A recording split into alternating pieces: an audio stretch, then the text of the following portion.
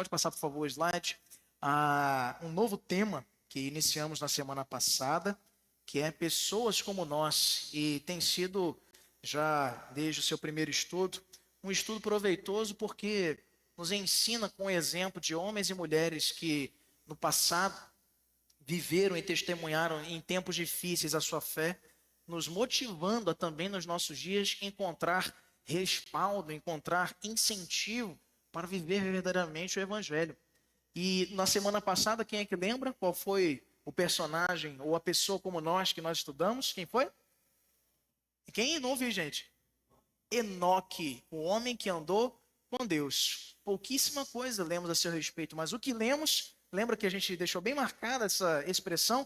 O pouco que se teve registrado a respeito daquele homem foi bom, foi positivo, porque foi um homem que andou com Deus e tamanha era a sua sinceridade, como vimos, o seu relacionamento com o Senhor, que ele foi tomado para a presença do próprio Deus, trasladado, não é?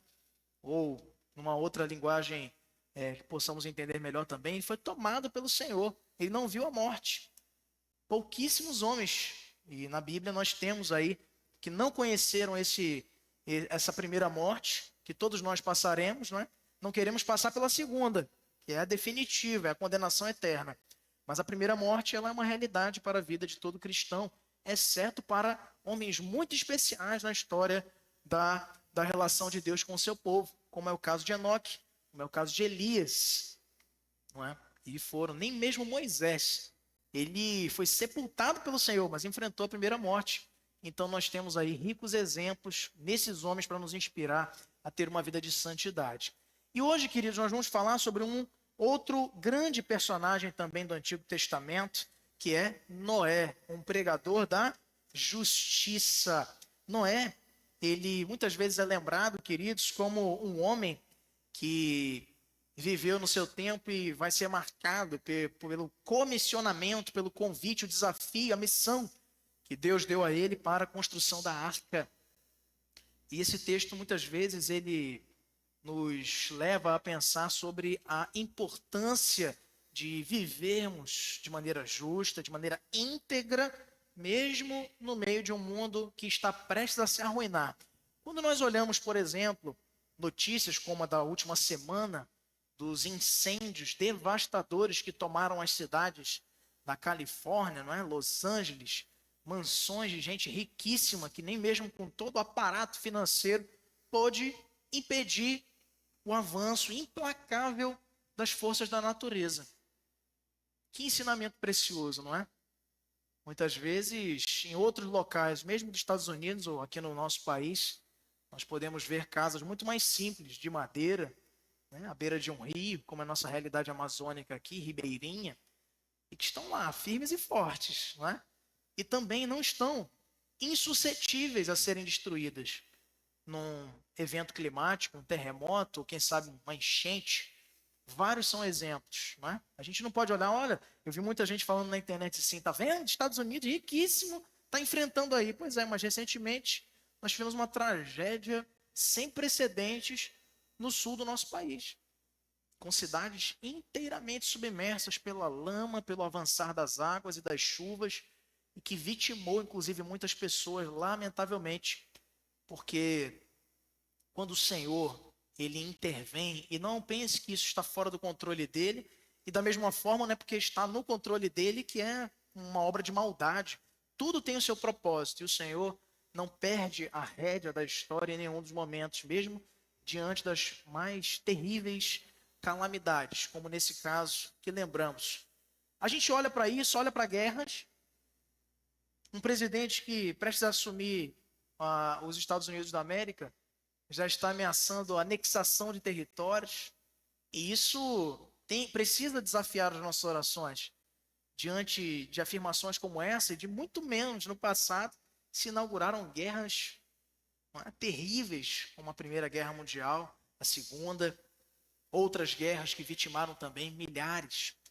E olhamos para o leste europeu com a Ucrânia e a Rússia se atirando com mísseis e armas de alto alcance, de danos todos os dias e sem ninguém disposto a retroceder. Nós olhamos para o Oriente Médio e vemos Israel em uma situação de colapso, muitas vezes até defendendo a sua autonomia, outras vezes até se excedendo também, porque são humanos, e ali numa guerra também que não parece aproximar-se do fim, com forças, não é, islâmicas ao redor da região de Israel. Um tempo não tão diferente. Mesma situação quando olhamos para um parente próximo aqui de Noé, que foi Enoque, que também esteve cercado de corrupção, de queda, de ruína e de muita desesperança.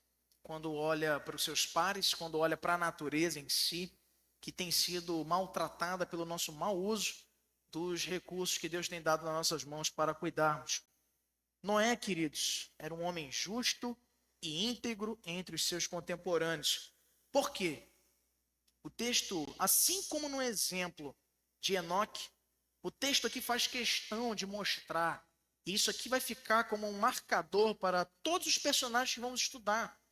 Pois assim foi com Enoque, assim é com Noé, assim foi com Moisés, assim vai ser depois com Davi e com tantos outros personagens que nós vamos nos inclinar a estudar aqui domingo após domingo. Esses homens eram considerados íntegros, eram considerados justos, como aqui Noé foi conclamado, chamado um pregador da justiça. Por quê? Porque eles eram bonzinhos? Porque eles eram, não é, pudicos ou muito santos? A característica fundamental, queridos, que define alguém que está em condições de agradar ao Senhor é andar com Ele. Enoque foi um homem que andou com Deus. Noé, da mesma forma. Veja comigo no verso número 9. Mantenha a sua Bíblia aberta em Gênesis 6. E vamos ler o verso 9. Todos juntos. Gênesis 6, verso número 9. O que diz? Eis a história de Noé. Noé era homem justo e íntegro entre os seus companheiros. Noé andava com Deus. Andar com Deus, queridos, é uma característica que, embora acessível a todos, não tem sido uma realidade de todos. Não tem sido um testemunho de todos, embora a todos ele se disponha a caminhar ao nosso lado, se sinceramente nós o buscamos. Como é que diz o texto lá de Jeremias? Buscar-me-eis e me achareis quando me buscardes de todo o vosso coração. Jeremias 33, quando nós buscamos o Senhor de todo o nosso coração, nos inclinamos a Ele com devoção e sinceridade, Ele anda ao nosso lado e nós, consequentemente, caminhamos nos seus passos. Nós temos, queridos, 3 objetivos no nosso estudo de hoje e nós queremos compartilhar com os irmãos. Pode passar o slide. O primeiro deles é saber. Nós queremos estudar a vida de Noé, seus feitos e as suas características. No que a Bíblia nos permite examinar a respeito da sua vida, nós queremos nos atentar para esses detalhes com muita concentração.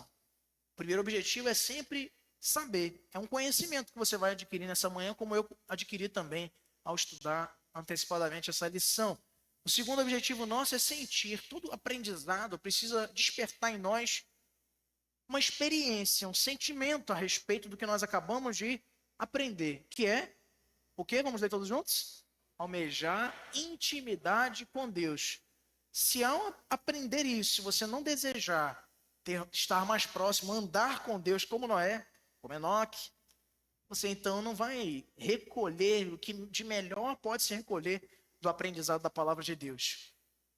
Há alguns anos atrás, o nosso irmão Hugo Jorge, filho do presbítero Santos, quando ministrava uma das lições aqui da Escola Bíblica Dominical da IPA, ele assinalou uma frase que para mim ficou marcada, dizendo o seguinte, que o conhecimento bíblico por si só, ele não é capaz de gerar em nós uma vida de santidade, pois existem por aí muitos admiradores da Bíblia e querem usá-la apenas como uma fonte de estudos, apenas como uma fonte de conhecimento da história dos judeus. É um admirador da história do passado. Aqui existem muitos elementos interessantes, ou de poesia bíblica, como nós temos no livro de Salmos, mas o que nos faz santos é a vivência daquilo que nós aprendemos nessa Bíblia. Se nós aprendemos isso e almejarmos termos intimidade com Deus, então seguramente nós vamos estar já 2 passos à frente desse nosso propósito de estarmos perto do Senhor. E em terceiro e último lugar, nós precisamos também ser desafiados na ação. Não é só aprender e sentir nosso coração ardendo por ter intimidade com o Senhor. Almejar ter intimidade com o Senhor é só o primeiro degrau que você subiu. O resto ainda precisa ser realizado, que é agir, é a ação. E você precisa agir para quê? Vamos ler todos juntos. Viver de forma santa e diferente dos rumos dados pelo mundo. Quando você testemunha a experiência de Noé, você vai identificar um mundo que estava com o anúncio de juízo diante de si e não dando a menor bola ou agindo de maneira indiferente para o anúncio de Noé quanto à destruição do mundo pelas águas do dilúvio, como Deus havia testemunhado diante do seu servo e da sua família. Entendendo a vida de Noé, a decisão, a renúncia que aquele homem com a sua família teve diante dos convites, das tentações alheias, almejando ter intimidade com Deus, nós precisamos naturalmente viver de uma forma santa, decidindo isso dia após dia. Não é fácil. E também não é um ato espontâneo. Você vai acordar de manhã, eu sempre costumo dizer isso. Você não vai acordar de manhã, olha os passarinhos cantando, vou abrir minha Bíblia e vou ler logo o Salmo 119. E eu também vou fazer uma oração de 45 minutos. Que maravilha. Não é assim. Você vai acordar no dia, o seu telefone tocando, o filho está chorando, tem uma conta para vencer naquele dia, preocupações, ansiedade, dificuldades, e você vai fazer o quê? Vai ler do mesmo jeito, vai orar da mesma forma, vai ler, vai ter um tempo de qualidade com o Senhor. A oração, a leitura da Bíblia, a vida com Deus, queridos, é quando você tem vontade e é quando você não tem também, mas tem que ter. Por quê? É disciplina. É uma decisão que nós tomamos diante do Senhor. Na nossa introdução, queridos, nós olhamos, aliás, pode voltar. Nós observamos que a história de Noé nos motiva a refletir na influência que pode exercer neste tempo o crente fiel e obediente. Que tipo de influência nós podemos ter diante de um mundo perdido? Que tipo de influência você, com o seu exemplo, com as decisões que você toma, com a sua família, como aqui no exemplo de Noé, você pode trazer para com a sociedade? Noé viveu num tempo de crise, onde a lama da corrupção e da violência eram reinantes em todas as atitudes. Quando a gente lê o texto lá em Gênesis capítulo 6, a partir do verso 1, veja comigo na sua Bíblia, existe uma profundidade de detalhes ainda maior que nos apresenta em que estado se encontrava o mundo do tempo de Noé, chamado mundo pré-diluviano, antes do dilúvio. Como se foram multiplicando os homens na terra e lhes nasceram filhas. Vendo os filhos de Deus que as filhas dos homens eram formosas, tomaram para si mulheres, as que entre todas mais lhe agradaram. Então disse o Senhor, o meu espírito não agirá para sempre no homem, pois este é carnal, e os seus dias serão 120 anos. Ora, naquele tempo havia gigantes na terra, e também depois, quando os filhos de Deus possuíram as filhas dos homens, as quais lhe deram filhos, estes foram valentes, varões de renome, na antiguidade. Viu o Senhor que a maldade do homem se havia multiplicado na terra, e que era continuamente mau todo o desígnio de seu coração. Então se arrependeu o Senhor de ter feito um homem na terra, e isso lhe pesou no coração. Disse o Senhor, farei desaparecer da face da terra o homem que criei, o homem e o animal, os répteis, as aves dos céus, porque me arrependo de os haver feito. Porém Noé achou graça diante do Senhor. Eis a história de Noé. Noé era um homem justo e íntegro entre os seus contemporâneos. Noé andava com Deus e gerou 3 filhos, Sem, Cã e Jafé. Até aí. Primeiro destaque que nós precisamos fazer sobre essa parte preliminar do texto, no capítulo 6, de 1 até 10, sobretudo de 1 até o verso de número 4, quando ele fala dos nefilins, né, dos gigantes, a gente tem uma tendência muito grande pelos filmes que você possa ter assistido, ou livros que possa ter lido, ou até vídeos no YouTube, né? Hoje tem muito material a esse respeito. E tem muito ruim e muitos materiais bons. Aí tem que ver qual que você está consumindo.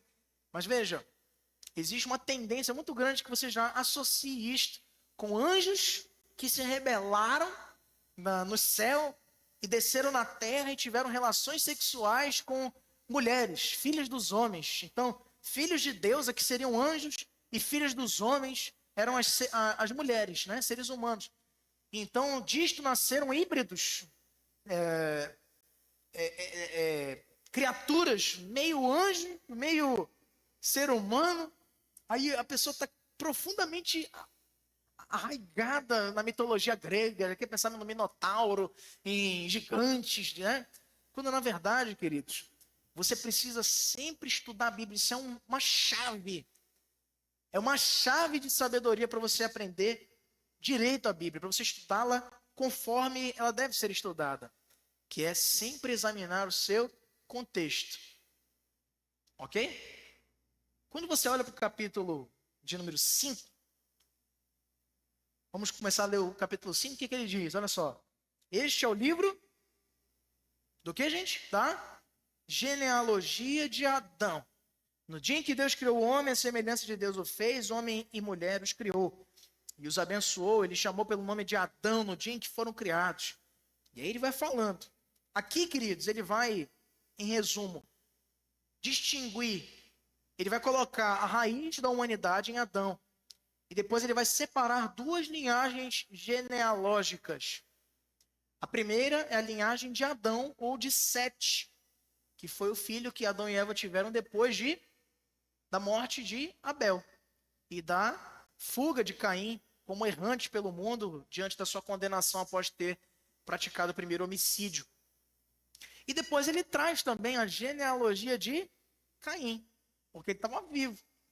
Ele não recebeu pena de morte, ele saiu pela terra errante e com o selo de que quem atentasse contra a sua vida seria então amaldiçoado até a terceira geração. Então veja, você tem duas linhagens, é isso que o capítulo 5 vai nos trazer. E aí no capítulo 6, ele vai dizer, como se foram multiplicando os homens na terra, eles nasceram filhas, vendo os filhos de Deus, que as filhas dos homens. Quem são os filhos de Deus aqui? Será que são anjos? Muitos vão defender isso, quando na verdade, olhando para o contexto, você tem toda a evidência, a sugestão de que se tratam de descendentes de Sete. Ou seja, aqueles que andavam com Deus, que caminhavam segundo o exemplo do Senhor, mas tinham aqueles que andavam segundo conselhos dos homens, praticando o que o texto vai nos dizer aqui, corrupção, violência, toda a degradação que você possa imaginar. Esses aqui, pelo autor Moisés, o autor do livro de Gênesis, vai destacar como filhas dos homens. Então, esses filhos de Deus nada mais são do que representantes da linhagem de Sete, ou da linhagem de Adão, da linhagem original. Homens que eram fiéis ao Senhor. Enquanto que, em relação às filhas dos homens, eram filhas da descendência de Caim. Você lembra quando o povo de Israel, aí, olha a mente do escritor. Lembra, a Bíblia não é um livro só divino.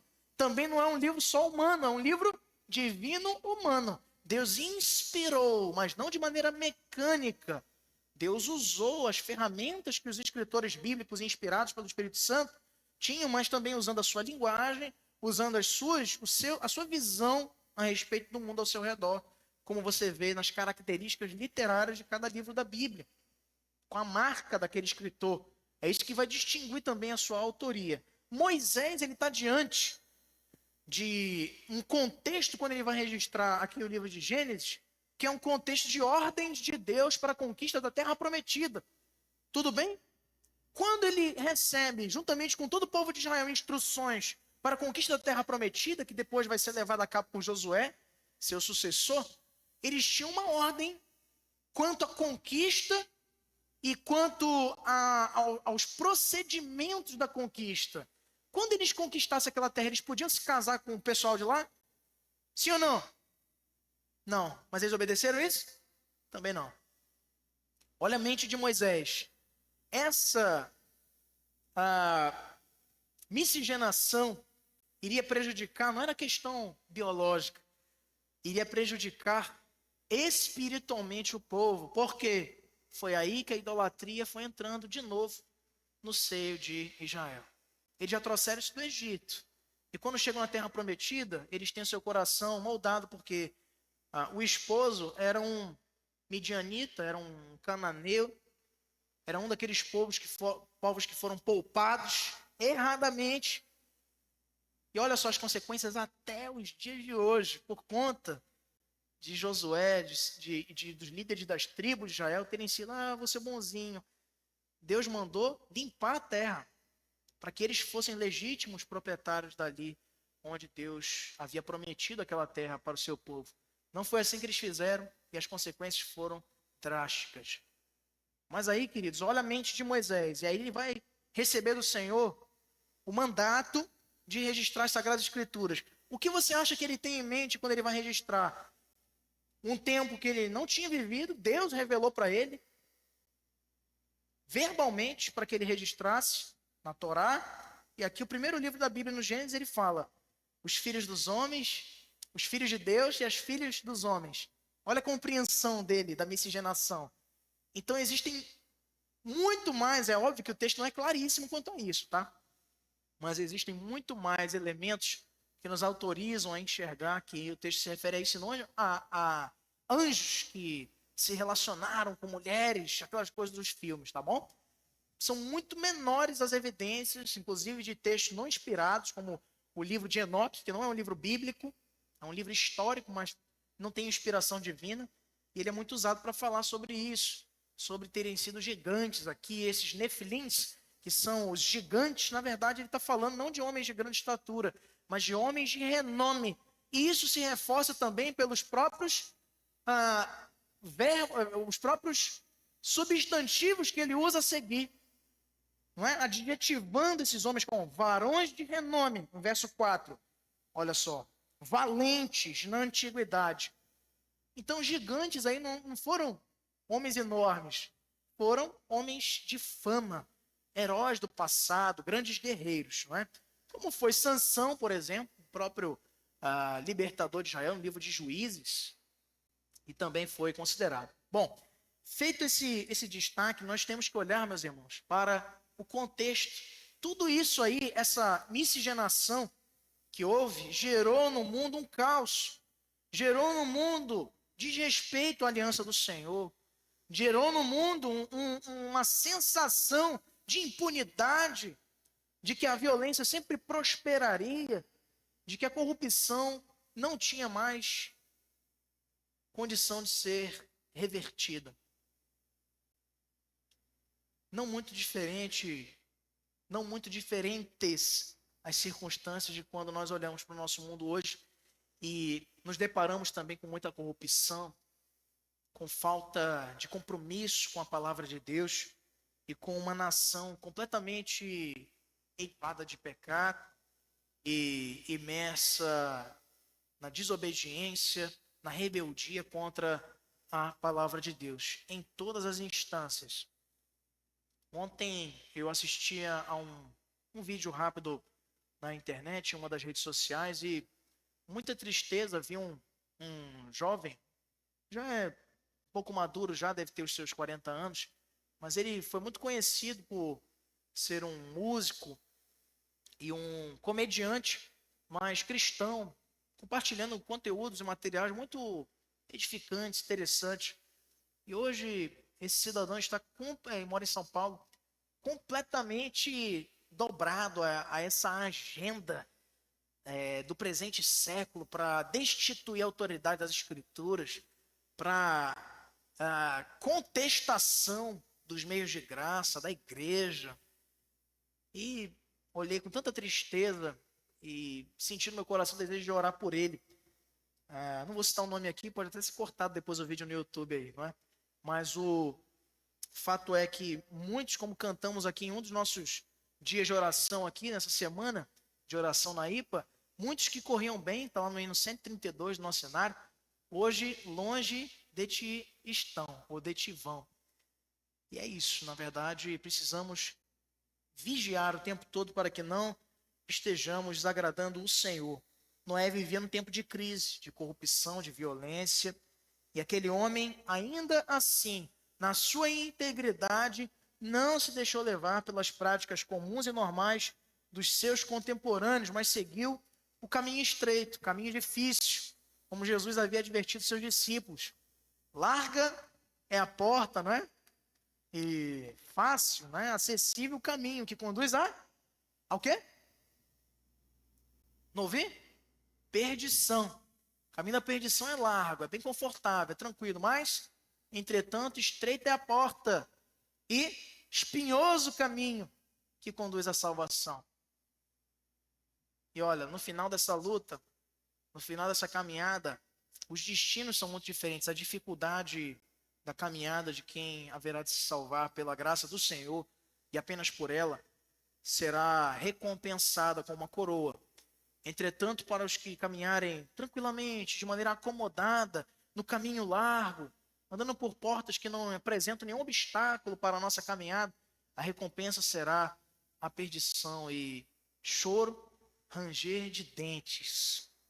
Noé foi diferente. Nós somos chamados a viver de forma santa, de forma diferente. Não podemos ser arrastados, queridos, pelas correntes impetuosas da maldade. Noé, ali como o autor da lição nos coloca aqui diante de uma figura do peixe que nada contra a correnteza da mesmice, da popularidade, das ideias naturais de homens sem Deus. É um desafio, queridos. A gente olha para coisas simples, isso não é nostálgico, porque também no tempo passado, os genuínos servos do Senhor também enfrentaram resistências. Parece que hoje é mais difícil, porque nós estamos agora testemunhando com os nossos próprios olhos, na nossa própria pele, a luta de ser um verdadeiro crente num mundo perdido. Mas os nossos pais, nossos avós, nossos tataravós, se também tinham algum compromisso com o Senhor, também experimentaram lutas. Foi assim com a igreja primitiva, lançada em arenas, para ser trucidada por feras e aplaudida pela nação que se alegrava no escárnio do evangelho ali diante de si. Mas não poderíamos de forma alguma esperar algo diferente para nós. Quando a gente olha, queridos, para a nossa realidade, nós, ao decidirmos ter uma família, o homem casar-se com a sua mulher, ou a mulher casar-se com seu esposo, e nisto educarem seus filhos na justiça e na disciplina do Senhor, frequentar dominicalmente a igreja sem falhar, abrir mão de frequentar aniversários que vão coincidir com a programação da igreja, você assumir isso. Hoje, isso é uma rebelião. Você fazer coisas simples, decidir ter um palavreado gentil, você decidir tratar as pessoas bem, independentemente se elas te tratam bem ou não. Você decidir perdoar um erro gravíssimo que cometeram contra você. Você ministrar perdão na vida de alguém. Você ser alguém que leva todos os desaforos para casa e guarda eles, né, debaixo da cruz do Senhor. Você ser alguém que não se vinga, mas entrega ao Senhor as tuas lutas e problemas. Isso é se rebelar. Porque você vai ser chamado de tolo, muitas vezes ser chamado com a expressão bem paraense, né, de besta. Você muitas vezes vai ser confundido com uma pessoa ignorante, que não conhece seus direitos e por isso está abrindo mão deles. Você vai ser chamado de machista, de motorista, de qualquer coisa ista. Você vai ser chamado de várias coisas por tomar decisões simples. De amar sua família, de amar a Deus e ao seu próximo. Rebelião, ser diferentes, peixes nadando contra a corrente. E quando a gente faz essa caminhada histórica, aprendemos a ser como Noé. Aprendemos, queridos, a imitarmos este exemplo. E a semelhança de Enoque, Noé também andava com Deus numa autêntica vida de servo. Noé achou graça diante de Deus por quê? Porque ele andava com Deus. E a graça divina precisa de motivos para alcançar alguém? Será que precisa? Hein? Sim ou não? Não. Não precisa, porque ela é imotivada nem incondicional. Deus achou graça também diante de Davi, depois de ter pecado, e o perdoou. Deus achou graça também diante do próprio Caim, não consumindo a sua existência, mas permitindo que continuasse vivo, entretanto, com uma sentença debaixo da sua caminhada, pelo pecado que cometera contra o seu irmão. Então existem três realidades, três ensinamentos que nós recolhemos da vida de Noé. O primeiro, queridos, nós podemos ver aí no nosso slide, é viver sob a graça de Deus. O texto diz aí, porém Noé achou graça diante de Deus. Essa graça, ela se revela de duas formas no contexto bíblico e também aqui no contexto do próprio texto de Gênesis 6.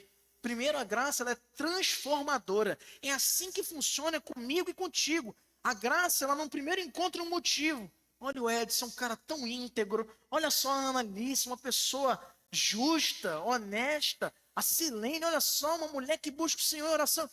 Tudo isso é posterior. Porque antes, quando ele olha para você e para mim, foi assim comigo, foi assim com você também. Quando ele olha para nós, ele não enxerga nada digno da sua graça. Uma vez eu perguntei para um casal, nós merecemos alguma coisa de Deus? Merecemos? Sim ou não? Hã? Pode dizer. Merece? Sim, Linomar está certo. Merece o quê, Linomar? Condenação. É isso que a gente merece do Senhor. Quando ele olha para a gente, o texto lá do Salmo nos revela isso. Do alto trono da sua glória, o Senhor olha para a terra e não vê um justo sequer. Isso é repetido por Paulo lá em Romanos. Não há um justo.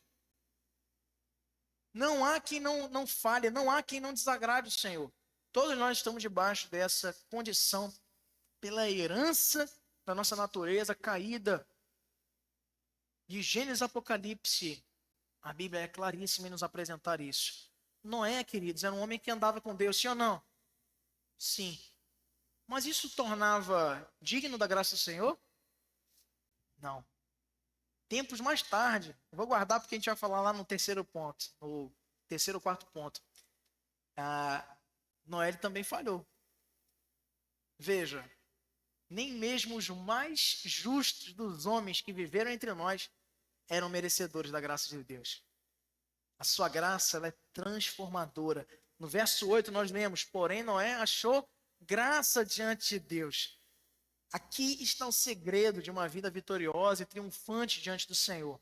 É a graça de Deus que nos habilita a usufruirmos força espiritual e também termos sabedoria vivencial nesse mundo tenebroso. Sem a graça de Deus que nos transforma, nos tira as escamas dos olhos, nos tira as vendas, nos faz recobrar a visão e a própria vida, pois estávamos mortos. Sem a graça dele, nós não temos condição alguma de sermos diferentes como Noé foi. Ele só foi diferente porque achou graça diante do Senhor. A graça o encontrou, a graça o possibilitou, juntamente com a sua família, desfrutar da beleza de andar com Deus. Sem a graça dele, pode existir, porque essa caminhada vai ser apenas uma sucessão fracassada de tentativas vãs de correr atrás do vento. Tem gente que muitas vezes pensa que está buscando o Senhor, está buscando encontrar amigos, está buscando um local de aceitação, está buscando gosta de música e vai para a igreja, gosta de ambientação social, aí encontra isso na igreja, está lá. Está passando dificuldade na vida, no contexto pessoal, e lá encontra acolhimento, e lá ele fica. Tudo isso é importante para a igreja, sim ou não? Sim. Mas não é o determinante. O determinante que te faz acordar num domingo de manhã e ter o desejo, eu vou com a minha família, como cantamos todos os 5 dias da semana de oração aqui, no final de cada um dos nossos cultos, segunda a sexta. Eu e minha casa serviremos ao Senhor, serviremos a Deus. Desejar isso, queridos, não é algo que vem voluntariamente do teu coração. É algo que a graça possibilita e produz no coração daquele que é regenerado. Esse desejo, essa vontade, esse anseio de estarmos na presença do Senhor. A graça, ela nos transforma.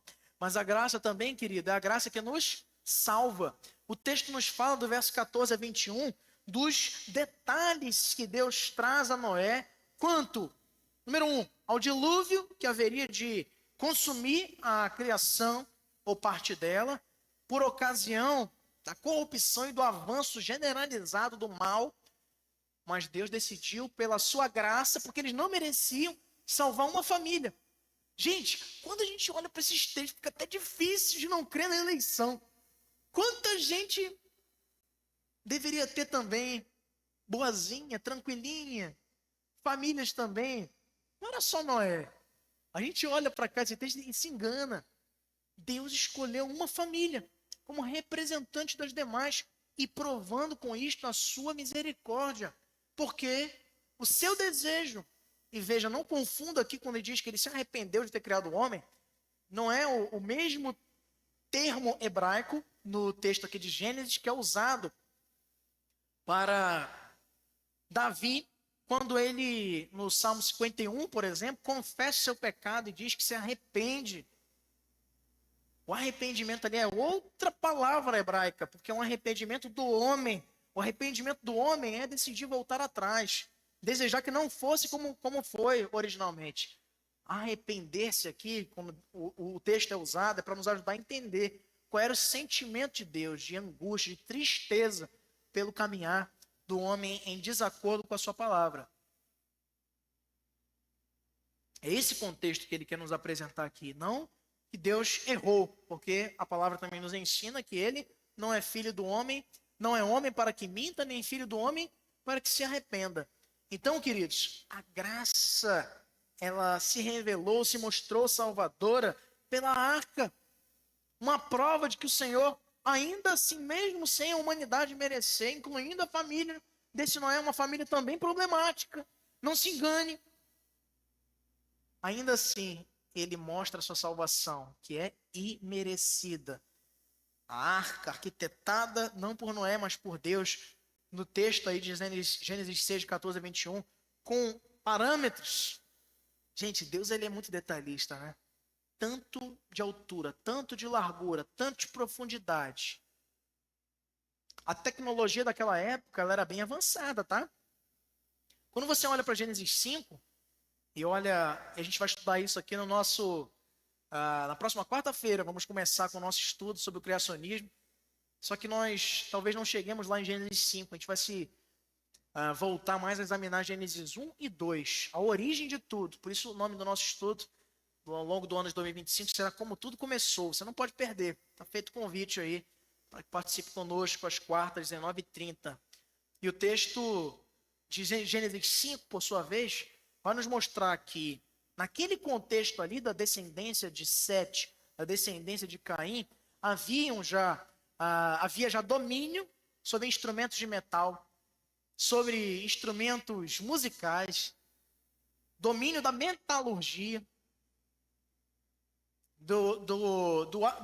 dos artífices, do uso da madeira para fins tanto laborais quanto também pessoais da humanidade. O homem já era dotado de certa inteligência. E ainda assim Deus se preocupa em dizer para Noé o seguinte: Noé, tem que passar betume. O que é isso, gente? Impermeabilizante. Tu vai impermeabilizar, porque é um barco. O barco ele precisa, né, ter todas as suas propriedades preservadas para que atinja o seu objetivo, que é flutuar. Se ele tiver mais peso dentro dele, ele vai ser puxado para baixo pela gravidade. Então, ele ordena também quanto a isto para que Noé se preocupasse com a impermeabilização. São todos elementos que mostram, queridos, que a arca foi a graça de Deus oferecendo salvação a todos pela fé. Hoje, nós temos nós não precisamos mais de uma arca em si, mas nós temos o próprio Criador da arca, Jesus. Ele, com a sua obra redentora, nos é a graça no seu nível, no seu degrau máximo, manifestado como expressão do amor de Deus, como está lá em Tito 2, verso 11. E a igreja, ela vai ser muitas vezes associada a essa arca. Nós estamos como mensageiros. emissários como Noé ao mundo, dizendo: dentro de tanto tempo, está próximo o fim, o Senhor consumirá a terra, mais uma vez. Mas para criá-la nova, com os seus eleitos, e assim constituir um novo céu e uma nova terra.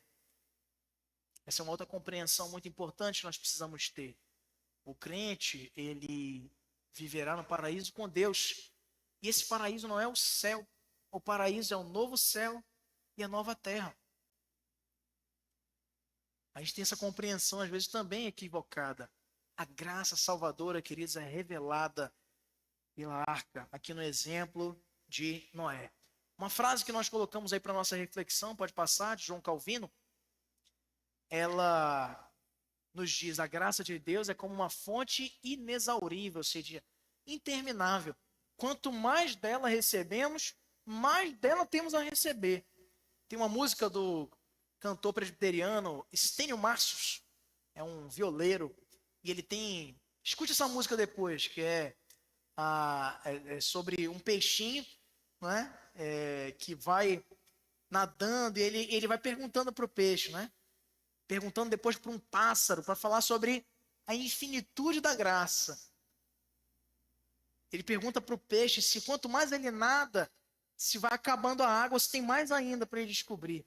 E depois ele pergunta para a andorinha no céu, se quanto mais ela voa, vai acabando o céu, ou tem muito mais ainda à sua frente. Isso ainda não expressa de maneira segura o que é a graça para nós, porque ainda é mais. Mas é quando nós olhamos para o amor de Deus para conosco, a sua graça se revela inexaurível, ela não acaba. Por isso que nós não podemos, queridos, pensar que o nosso pecado é capaz de encerrar essa graça. Nós fomos eleitos, nós fomos comprados por seu sangue. Ao reconhecermos a nossa condição e confessarmos diante dele os nossos erros, ele, com o seu poder, com a sua graça salvadora, nos coloca de novo debaixo da sua comunhão e afasta de nós os prejuízos que o pecado possa trazer para nós. Pode voltar um slide anterior? E aí podemos perguntar aqui para você nessa manhã: por que Noé achou graça diante de Deus? Por que ele achou? Porque ele mereceu, sim ou não? Ele achou que Deus quis que assim fosse. Deus proporcionou naquela família, sem eles merecerem, que fossem salvos e representantes dessa nova etapa da criação, onde a sua família, abrigando naquela arca todos os animais, repovoassem a terra. A graça divina precisa de motivos para alcançar alguém, sim ou não? Sim ou não? Hã? Sim ou não? Vou insistir, alguma hora vão responder. Sim ou não? Melhorou. Não precisa, por quê? Porque se precisasse, ninguém ia ser objeto da graça do Senhor. Pode passar, Herbert, por favor. Pode passar para o próximo.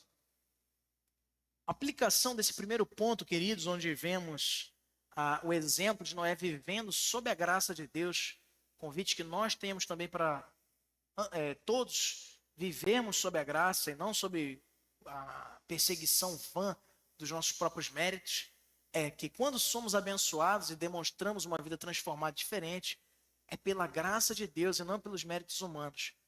Como a graça de Deus tem impactado o seu dia a dia? Como a graça de Deus tem permitido que você seja mais verdadeiro? Como a graça de Deus tem permitido que você seja mais misericordioso?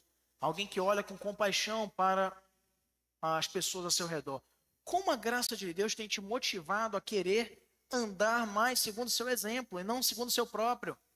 Como a graça de Deus tem te feito mais fiel com a sua esposa, com o seu esposo, mais fiel com a sua vida devocional, com o seu compromisso com a obra de Deus? Em segundo lugar, queridos, nós vemos que Noé também, além de viver sob a graça, ele vivia também sob a direção de Deus. Deus deu direção para aquele homem em 3 sentidos. Primeiro, direção quanto aos detalhes da arca. Nos versos de 14 a 16, nós vemos Deus orientando. Vamos ler aqui, versos de 14 a 16, do capítulo 6. Ele diz: faze uma arca de tábuas de cipreste. Nela farás compartimentos e a calafetarás com betume por dentro e por fora. Deste modo a farás. De 300 côvados será o comprimento, de 50 a largura e a altura de 30. Farás ao seu redor uma abertura de um côvado de altura. A porta da arca colocarás lateralmente. Farás pavimentos na arca, um embaixo, um segundo e um terceiro. Gente, existe uma... Nos Estados Unidos, eu não me recordo agora do estado norte-americano que contempla esse parque. E é um parque bíblico onde tem uma réplica em tamanho real da arca. Pesquisa no YouTube, você vai ver. É um negócio assim espetacular. Espetacular. A gente vê assim os maiores navios do mundo. Titanic. Titanic é pequenininho agora, uma canoa perto dos grandes. Você vê naqueles documentários de pescadores de caranguejo, né, no Pacífico. Gente, umas monstros, dá esse terreno da igreja todinho aqui. Um navio. Só de extensão, fora a altura dele, umas coisas assim inimagináveis. Você olha, a arca é maior ainda. Gente, impressionante. É impressionante. Ainda tem gente que, querendo dizer a autoridade da Bíblia, diz assim: mas como que a cabeça de girafa lá dentro? Gente, 300 côvados de altura. Não estou entendendo o que é. Caberia tranquilamente um casal, um macho e uma fêmea de girafa. Elefantes, tudo que você imaginar. Só que tem um detalhe que a gente às vezes esquece, não é? Como é que foi que Noé pegou o leão lá? Impossível. Aí tem gente que já vai espiritualizar a coisa. Não, Deus colocou no coração do leão, eles iam ali, que nem no desenho, né? Marchando ali, já porque Deus que mandou eles irem para lá. Não foi assim, não. O texto não está dizendo isso aqui. Vai num zoológico e pergunta para um gestor, para um gerente lá desse zoológico, como é que eles levam os animais para lá? Eles pegam um urso adulto já, acostumado lá no seu habitat natural, e levam para viver em cativeiro? Quando eles colocarem lá, eles podem até conseguir, tranquilizante, né? E possibilita que aquele animal seja levado para viver em cativeiro. Ele vai chegar lá, ele vai ficar lá. Quando passar uns 2 meses, ele morreu. Morreu, ele vai morrer de alguma forma. Porque ele não está acostumado. A sugestão técnica que nós temos mais plausível para entender o processo de rechear a arca conforme o Senhor ordenou a Noé, foi qual? Ele pegou filhotes. Provavelmente, você vai ver um vídeo do Adalto Lourenço, já saudoso Adalto Lourenço, explicando isso de maneira muito simples para a gente, não é? Ele que é físico, criacionista, foi um homem muito usado por Deus nesse sentido. E provavelmente ele pegou filhotes mais dóceis, viveriam em cativeiro naquele curto tempo que precisou, com mais facilidade, e assim Deus possibilitou. Ah, pastor, e como é que tinha? Será que, então, como todo ser tinha que ser colocado lá, Deus falou que todos os seres tinham que ser colocados na arca, sim ou não?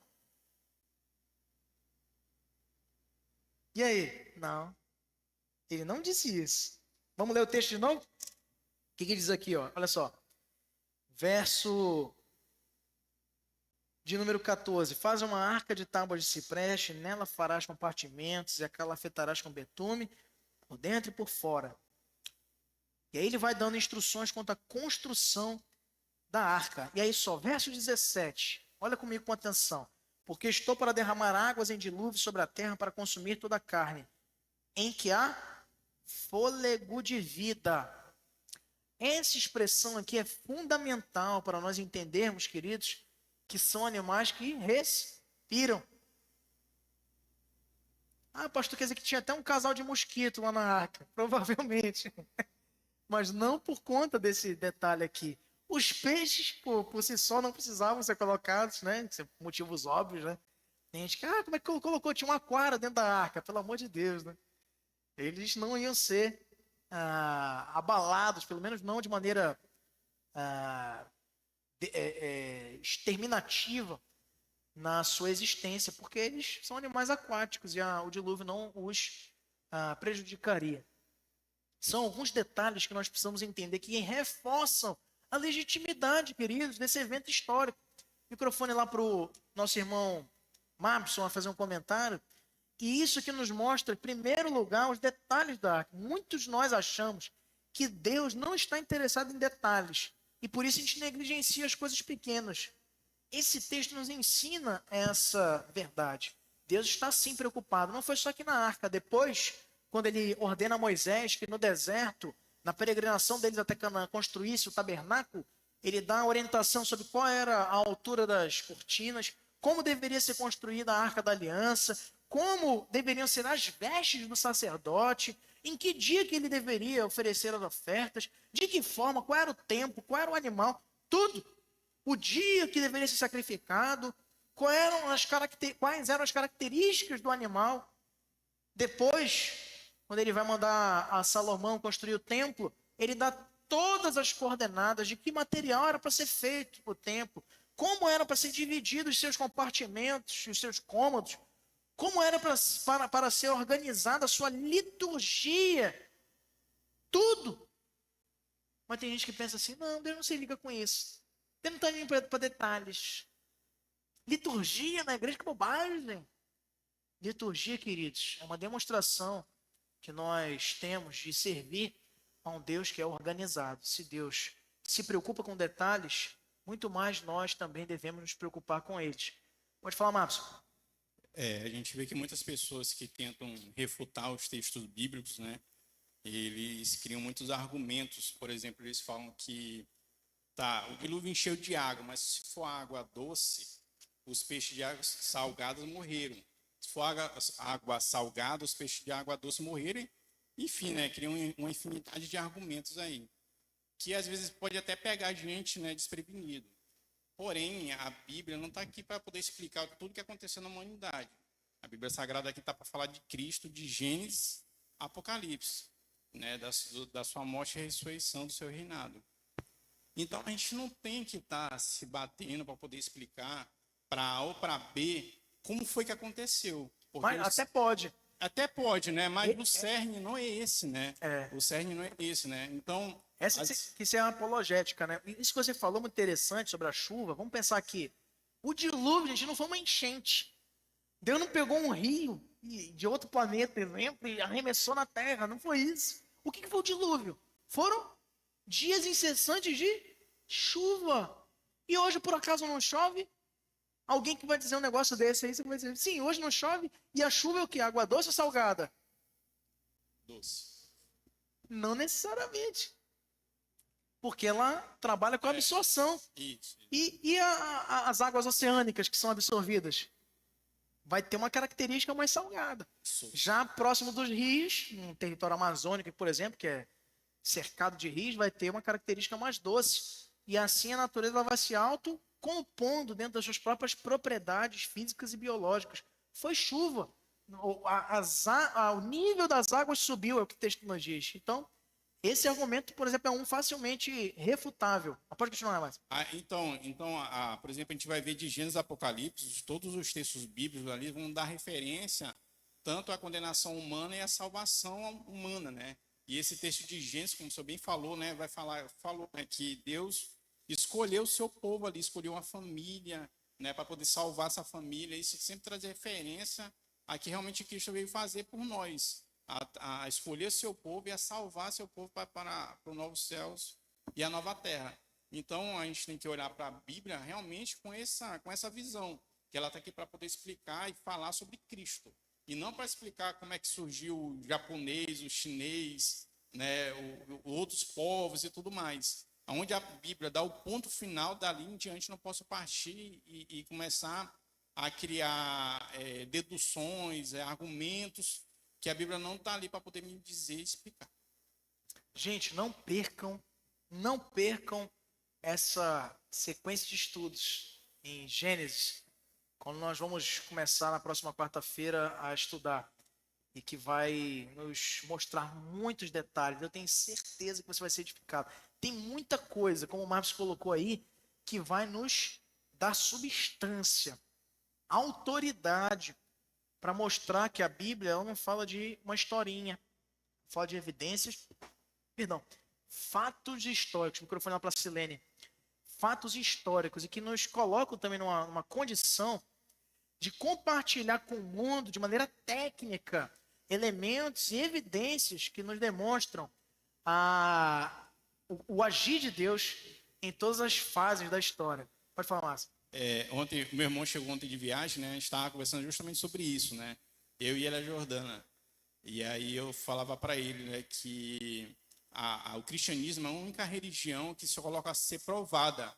Ou seja, a gente tem o texto, a revelação especial, justamente para a gente ser investigado. É como a gente colocasse uma arma engatilhada na mão de uma pessoa, mas ela não consegue disparar, porque ela não vai achar de forma alguma refutação na Bíblia, porque ela é inerrante, perfeita. Então a gente não vai achar erro, mas é a única religião que se coloca assim à prova. A morte de Cristo tem como ser investigada, a ressurreição também. Não foi um sonho, um devaneio, mas foi algo real que aconteceu e acontece com todo mundo pode morrer. Então a única religião que pode ser investigada a fundo é o cristianismo, e a gente não tem medo disso, porque a gente sabe que não vai ter refutação nenhuma. E por que não vai ter refutação plausível? É interessante isso, né? Na teologia sistemática, nós aprendemos, em primeiro lugar, o quê? O que é, César? Primeiro tópico da teologia sistemática. Oi? Conhecimento sobre o ser de Deus, né? A teontologia. Né? Quem é Deus? Mas por que não começa pela palavra? Por quê? O segundo é exatamente sobre as Escrituras. E quando a gente aprende sobre as Escrituras, a gente aprender sobre a sua origem, a sua canonicidade, a sua inspiração, a sua inerrância, nós vamos ver que ela tem essas características. Por quê? Porque ela foi uma revelação de Deus. E esse Deus, ele é inerrante, ele é suficiente, ele não falha e ele inspira. E por isso esse Deus traz todas as mesmas características a seu próprio respeito na Bíblia. E por isso ele é digno de confiança. A gente aprende primeiro quem Deus é. Depois, o que ele nos deu, nos legou, que são as Escrituras. Pode falar, irmã Silene. Pastor, assim, hoje, o mundo de hoje, né, querendo impor para nós que nós temos que concordar com algumas coisas absurdas, né? Sim. E quando você olha para a arca, você vê que Deus colocou o quê? Um casal de macho e fêmea, né? E hoje você vê totalmente a coisa mudada. Eles querem impor para a gente aceitar uma coisa que a gente sabe que não é a palavra de Deus. E com isso a gente fica, às vezes, até com medo de combater, com medo de um processo, né? Eu fico muito com pena dos professores que são evangélicos, porque eles têm que conviver com isso todos os dias, e nós também. Mas assim, nós temos que ter fé no Senhor e muitas das vezes falar o que a Bíblia nos ensina, né? Às vezes, eu vou falar e vai me processar. O Senhor está comigo. Então, é uma situação assim que a gente tem que orar muito, porque hoje em dia nossas crianças estão se crescendo numa escola onde estão colocando tudo ao contrário, né? Infelizmente. É porque exatamente o dever de educar os filhos é dos pais, não na escola. Então, quando me perguntam, pastor, devo mandar meus filhos para a escola? Você deve mandar seus filhos para a escola, sim. Mas o que você está ensinando na sua casa? Ele vai lá para aprender a amar a Deus? Não vai, não vai. Você pode desejar isso com todo o seu coração. Botar em escola evangélica, botar escola confessional, escola isso e aquilo, da melhor qualidade, com as parcelas mais caras. Não vai adiantar, porque ele tem que aprender a amar a Deus pelo seu exemplo. Ele tem que sentar todo dia na tua mesa e orar. Ele tem que sentar todo dia com a família e ler a Bíblia, juntamente com o pai, com a mãe, com os irmãos. É lá que ele vai aprender. E aí na escola ele vai ser um influenciador, não um influenciado. Mas Deus, querido, nos dá direção. Obrigado pelo comentário, irmã Silene. Não apenas quanto aos detalhes, mas também quanto ao iminente juízo. Nos versos 13 e 17, ele nos diz o quê? Aí no capítulo 6 de Gênesis, ele diz o quê? Então disse Deus a Noé, resolvi dar cabo de toda a carne, porque a terra está cheia da violência dos homens. Eis que os farei perecer juntamente com a terra. E no verso 17 ele repete a forma com a qual ele ministrará o seu juízo em face da violência dos homens, porque estou para derramar águas em dilúvio sobre a terra, para consumir toda a carne em que há fôlego de vida, debaixo dos céus. Tudo o que há na terra perecerá. Deus revelou seu julgamento. Noé creu, outros não. Noé viveu de acordo com essa iminência revelada do juízo de Deus. Outros não. O próprio Deus revelou a ele seu julgamento, como também revela a mim e a você. Em Apocalipse, nós vemos como será o destino do mundo, como diz lá na segunda carta de Pedro, será consumido pelo fogo. A terra será consumida, será destruída. Nós temos que dizer isso às pessoas. Evangelizar e dizer, querido, Jesus te ama, viu?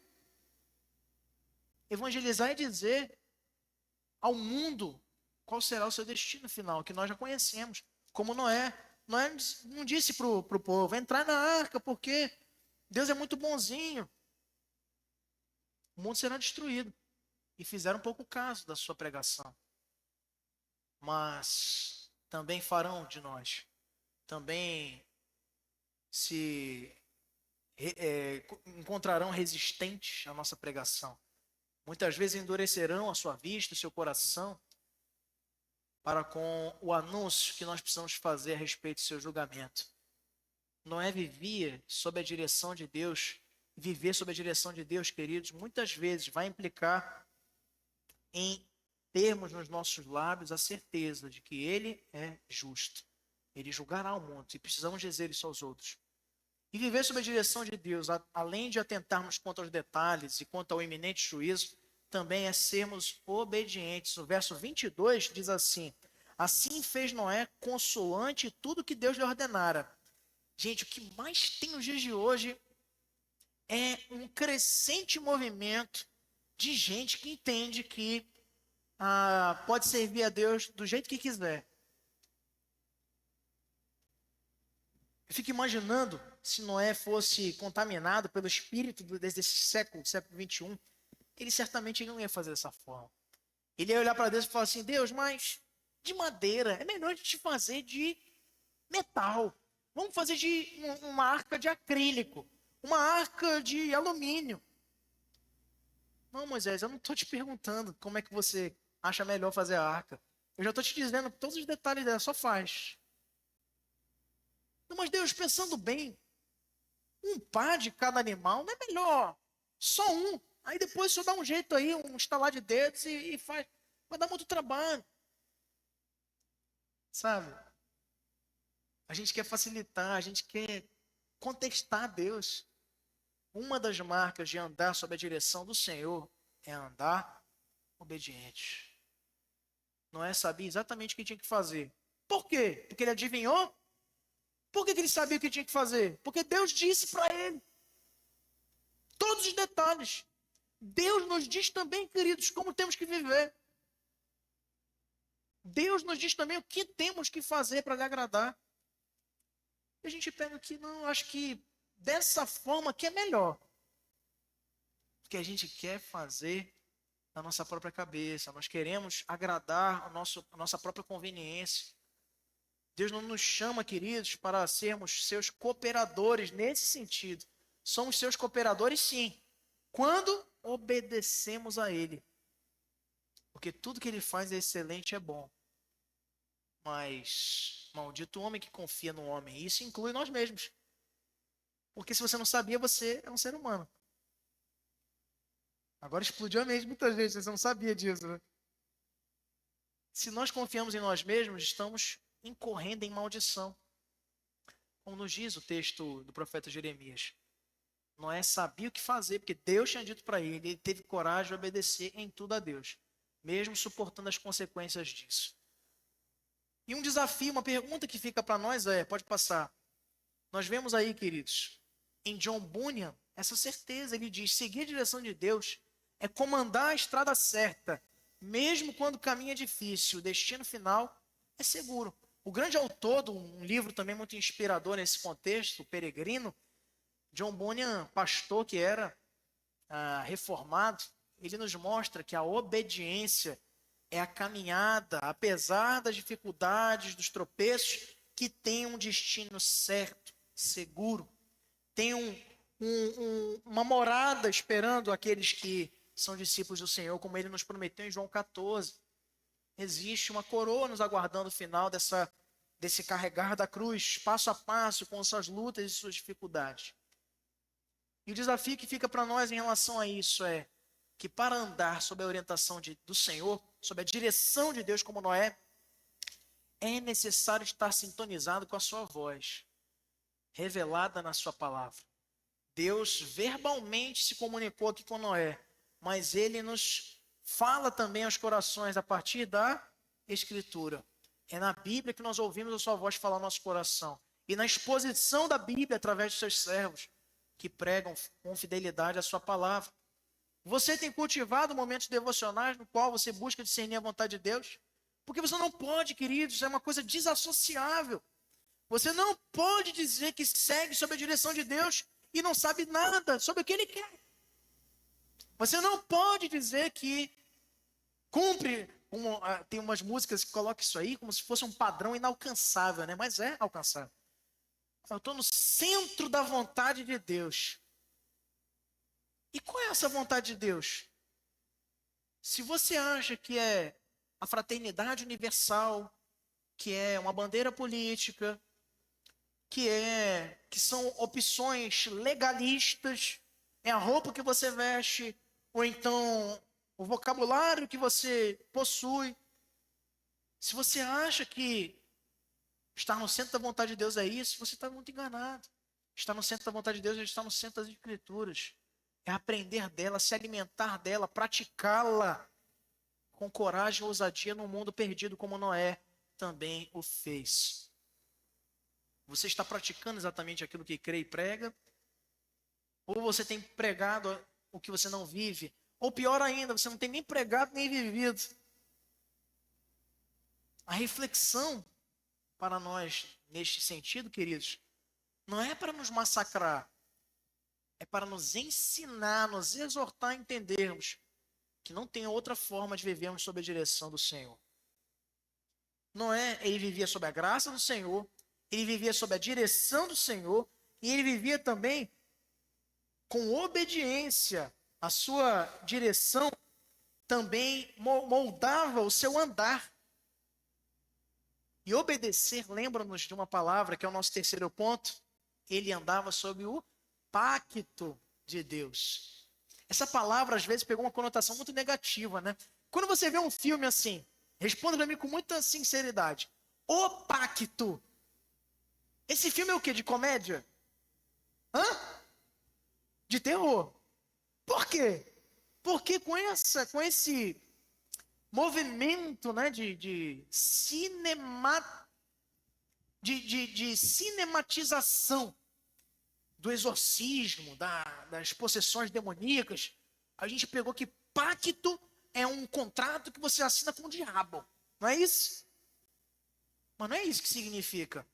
Quando você casa, em alguns regimes de bens que você opta no sistema jurídico brasileiro, você precisa fazer um pacto. Chama-se pacto antinupcial. Que eu fiz com a minha esposa, inclusive, porque nós somos casados sob regime de comunhão universal de bens. Né? Eu juntei tudo que eu não tinha, porque eu não tinha nada, e ela também pegou tudo que ela não tinha, né? 2 vezes nada, e aí pronto. Aí ficou um grande nada. Né? Mas a gente casou sob esse regime de bens, fazendo um pacto antinupcial. Senhor juiz, eu não tenho nada, e ela também não tem nada. Então, agora nós temos tudo. Ô glória, né? Queridos, pacto não é uma coisa necessariamente ruim. E quando a gente olha para o relacionamento de Deus, nós, enquanto reformados, isso é uma coisa que você precisa cada vez mais aprender. O nosso Deus é um Deus de aliança. E quando você fala aliança, essa palavra é um sinônimo de pacto. Pacto é um acordo. Só que Deus, ele já sabia que nós não tínhamos condição de subscrever esse pacto. É por isso que ele fez diversos pactos no contexto do seu relacionamento com o homem.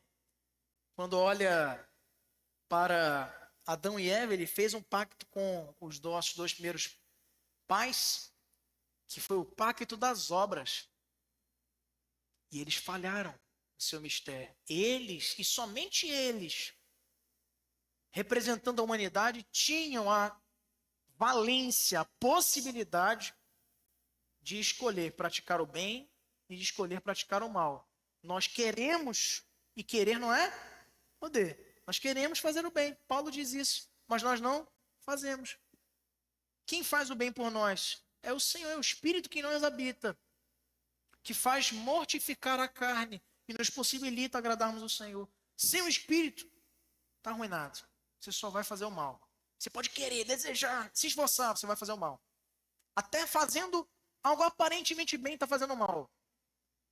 Não tem jeito. Pacto das obras. E depois disso ele nos traz para um novo e mais profundo pacto, o pacto da graça, a partir da sua redenção. E o pacto da graça não foi firmado entre Deus e os homens, diferente do pacto das obras. O pacto da graça foi um acordo firmado entre o Pai e o Filho.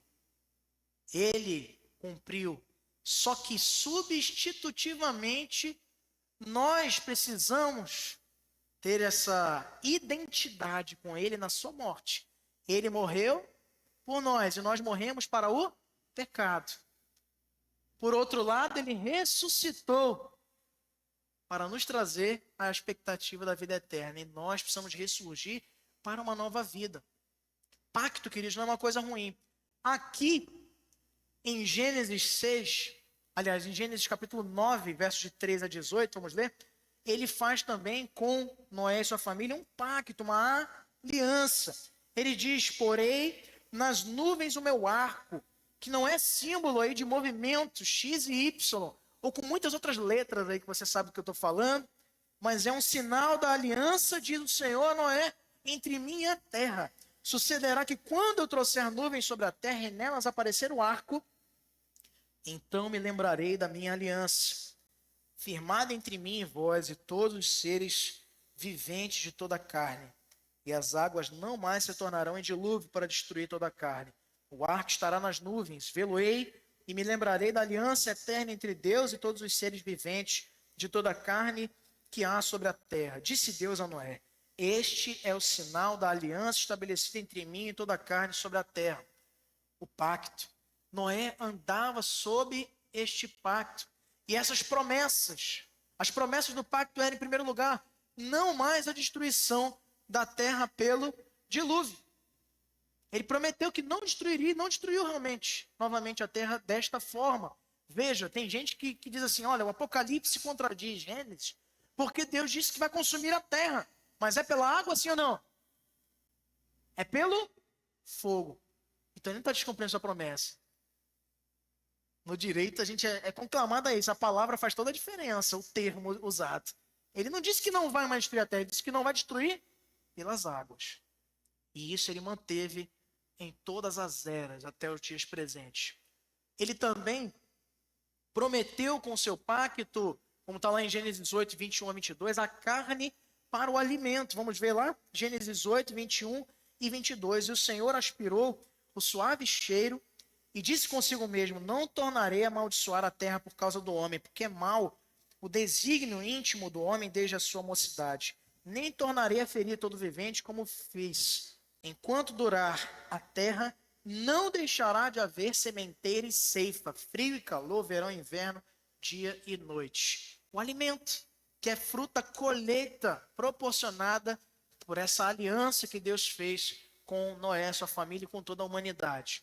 E o sinal desse pacto, queridos, esse arco no céu, e por que um arco? Parece que é um meio arco, né? Mas quando a gente olha do ponto de vista da física, ele é um círculo completo. É porque nós observamos apenas parte dele, por motivos óbvios, a despeito daqueles que ignorantemente ainda defendem que a Terra é plana. E o arco-íris, né, assim chamado, ele é um arco mesmo, ele é um círculo completo. Cristo é o refúgio, o abrigo para o crente, assim como a arca abrigou e refugiou Noé e sua família, como o nosso irmão Marbson lembrou.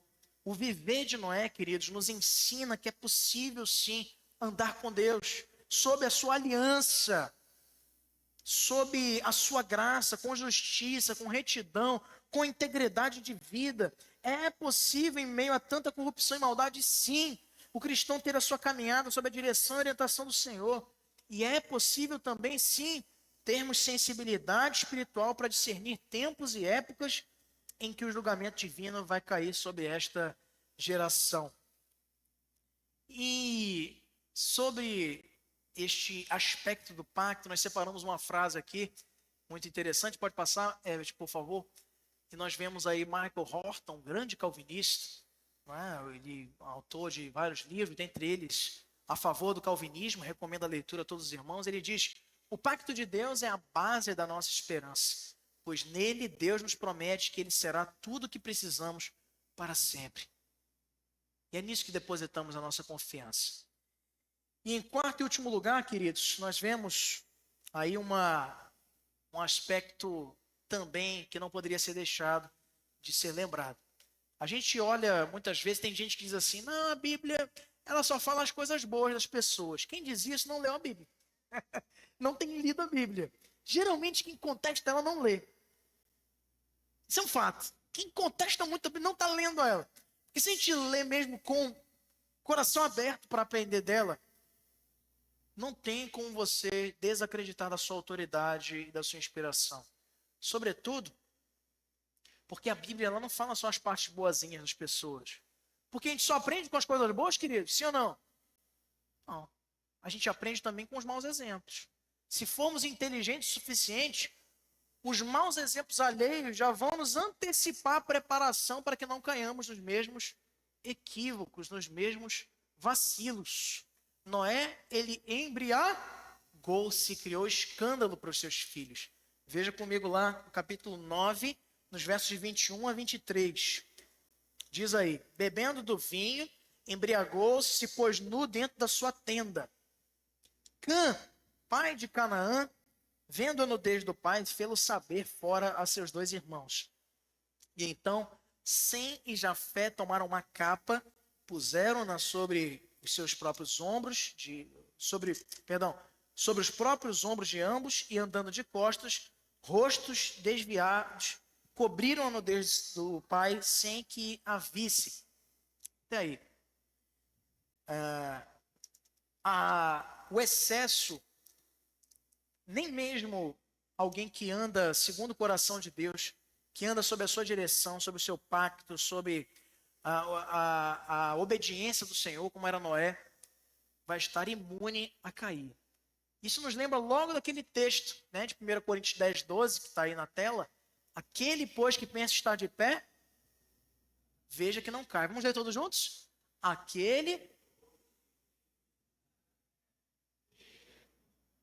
Eu disse anteontem, no encerramento da nossa semana de oração para os irmãos, a semana de oração terminou sexta-feira, mas o desafio de oração, ele dura 365 dias de um ano. E eu perguntei àqueles irmãos que estavam conosco no encerramento: vocês estão preparados? Vocês estão dispostos a isso? Veja no final de um ano inteiro de oração qual a diferença que isso vai fazer na sua vida. Quando nós olhamos, queridos, para a igreja indo bem, crescendo, feliz, é aí que você precisa redobrar a sua oração. É aí que você precisa intensificar a intercessão pela igreja, pela sua família, pelo seu pastor, pelos seus líderes, pela palavra, pelo púlpito da igreja. Se você leu com atenção o boletim que foi preparado com carinho pelo pastor, pela equipe de mídia, você vai observar motivos de oração lá, que diariamente podem ser objeto da tua devocional. Oração pelo campo missionário, oração pelos enfermos e necessitados, oração pelo nosso país. Nós não podemos parar de orar, queridos, porque quando estamos de pé, essa é a circunstância ideal para que nós caiamos. Existia um ditado antigo que dizia assim: o macaco ele nunca cai da árvore subindo. Ele sempre cai quando ele já está lá no alto, se ele tiver que cair. Por quê? Porque na hora da subida, como você está embaixo, você está preocupado, você está vigilante, você está atento, concentrado. Quando você chega lá em cima, eu falo, eu já cheguei até aqui. Você traz uma falsa confiança. E aí isso dá lugar no teu coração para a soberba, para a vaidade. Já estou aqui em cima, agora eu posso pular aqui de 4 em 4 árvores, porque eu sou super macaco. E aí, é exatamente no momento que ele leva os seus tombos aí pelas florestas da vida. É quando a gente está lá em cima, queridos, como Noé estava, testemunhando coisas maravilhosas, vendo a sua família sendo resguardada, protegida pelo Senhor, vendo a provisão de Deus nos detalhes, salvando a humanidade na sua família. Ele testemunhou o cumprimento de uma promessa de Deus, dando a eles terra seca, para recomeçarem a criação. Deu a eles a primeira colheita. E o que ele faz com essa primeira colheita? David, ele pega a uva, faz uma bebida alcoólica. Para gente que pensa, não, o vinho da Bíblia não era alcoólico. Então o alcoolismo dele aqui também não foi alcoólico. A fermentação é natural, queridos. Sempre o vinho foi alcoólico. Inclusive que Jesus multiplicou lá nas bodas de Caná da Galileia. Tá? Saiba disso. Mas ele não saiu de lá embriagado, nenhum de seus discípulos. No que consta registrado nas Escrituras. Mas Noé aqui sim.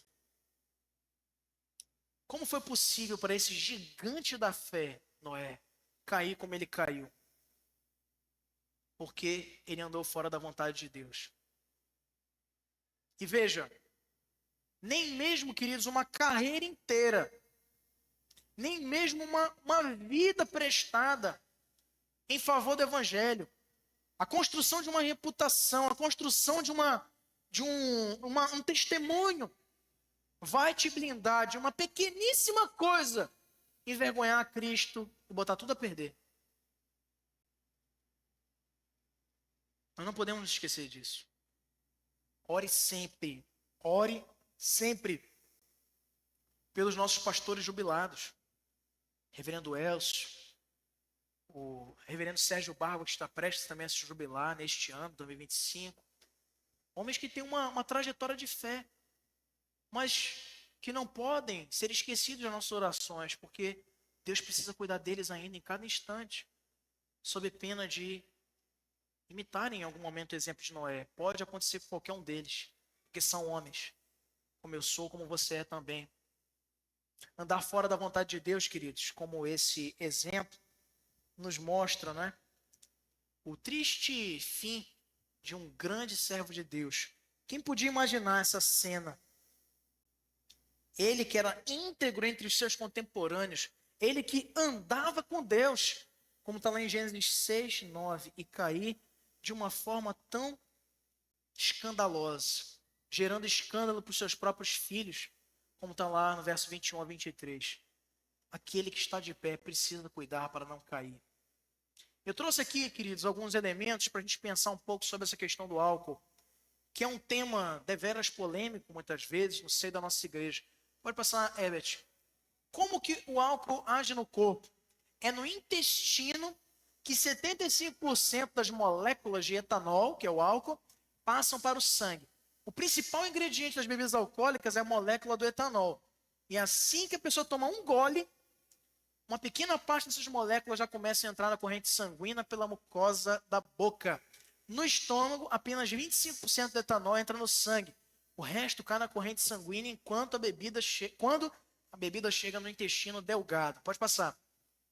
São necessários de 15 a 60 minutos para que todas as moléculas de etanol entrem em circulação e se espalhem pelo corpo humano. Esse tempo depende de fatores como a presença de alimento no estômago, a velocidade com que a pessoa bebeu aquele álcool, aquela quantidade, e de quanto se hidratou também nesse período. Em geral, 2 latas de cerveja são suficientes para provocar primeiros sintomas no cérebro.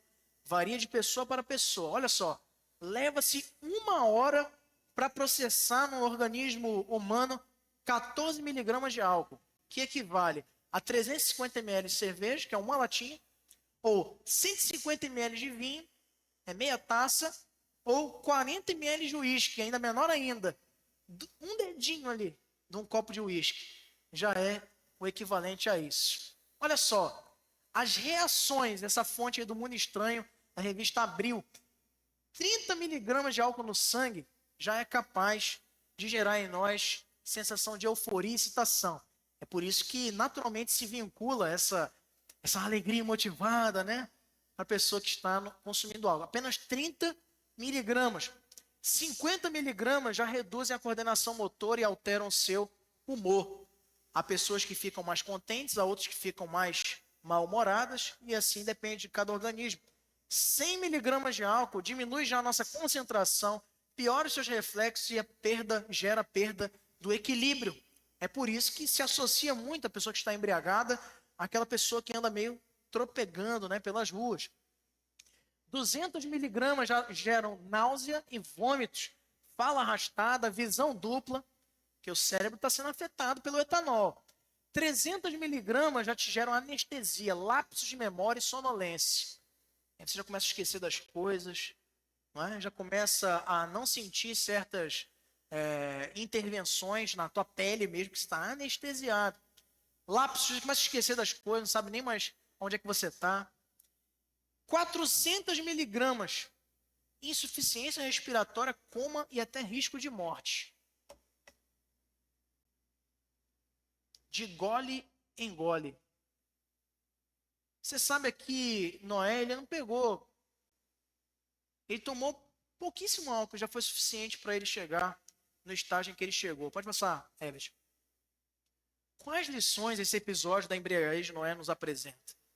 Qual é o papel dos pais diante de uma geração de jovens que cada dia mais cedo consomem bebidas alcoólicas? Qual é o exemplo que nós temos dado aos nossos filhos a esse respeito? E a pergunta, é papel da igreja ajudar na recuperação de alcoólatras? Como? Sim, com a palavra de Deus.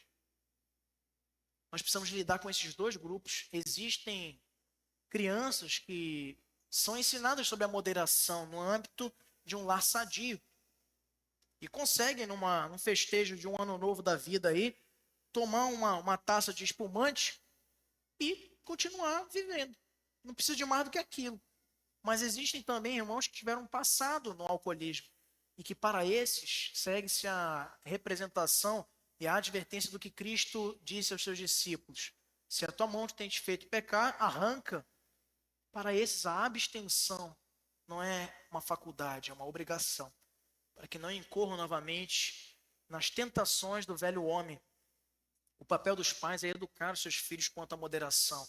Ensinar-lhes que o álcool não é abominável em si, mas o excesso sim, como vemos no testemunho de Noé. E também as lições que esse episódio nos ensina é que para que estejamos vigilantes em todo momento, para que coisas que nos podem ser bênção, veja que no livro de Provérbios diz que o vinho alegra o coração do homem. Até aí, inclusive previne muitas doenças. Uma taça, a garrafa toda te leva para a ruína. É por isso que precisamos entender que coisas boas podem, se mal utilizadas e na quantidade errada, se transmitir em maldição para a vida de um verdadeiro crente. Isso não envolve só álcool, envolve também alimentos. A glutonaria igualmente é pecado. A comida em si não é ruim, mas o excesso dela sim nos causa problemas biológicos, problemas de saúde, nos geram também a idolatria do nosso próprio prazer, o hedonismo, em detrimento a vivermos uma vida de equilíbrio, comendo o que precisamos para sobreviver. Conclusão, queridos. Vivemos em um tempo tão complicado como o de Noé, é fato. Desde a queda até a volta de Jesus, como está lá em 1 João 5,19, o mundo jaz no maligno. Mas como Noé, nós somos de Deus, pertencemos a Ele. Noé é um grande exemplo de que é possível ir na contramão do mundo, nadando contra a correnteza. E a sua história nos ensina que não basta começar bem. O mais difícil e necessário é terminar bem. Persistamos, queridos, na vontade de Deus pela graça do nosso Senhor Jesus Cristo. E que Ele possa imprimir no nosso coração o desejo de sermos em todo momento, não como Noé que terminou, mas como Noé que começou com a sua vida devotada a seguir sob a graça de Deus, sob a direção de Deus, obedientes a esse Deus e também sob o seu pacto, a aliança que ele faz conosco. E que Deus assim nos abençoe. Amém? Amém ou não amém? Graças a Deus. Devolvo a palavra para a nossa irmã Regiane Gomes, que tem umas informações